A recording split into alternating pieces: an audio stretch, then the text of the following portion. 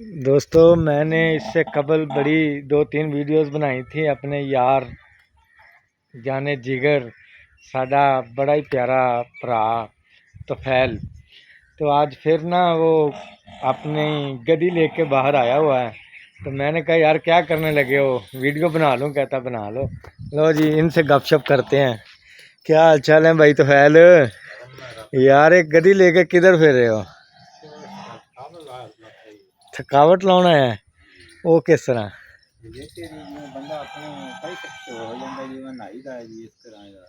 उच्ची तो नहीं बोल यार, उच्चा बोल। मैं तेरे नाल पंजाबी बोलदा, तू मेरे नाल क्यों नहीं पंजाबी बोल रहा? फ्रेश कर इनू फिर।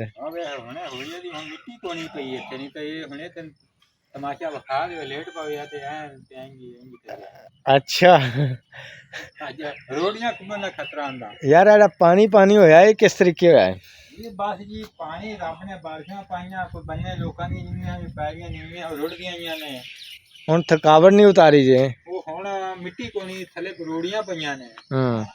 तो ਉਹਦਾ मूड नहीं बनया खुद? ਉਹਦਾ मूड नहीं बना। और लाऊं लोगे कि आपके लाती है तो रेडी जोड़े ना तो लाती है भी मेरी। अच्छा चलो ठीक है। लो जी भाई से मुलाकात की है तो फैल भाई से देख लें लाइव। Thank you.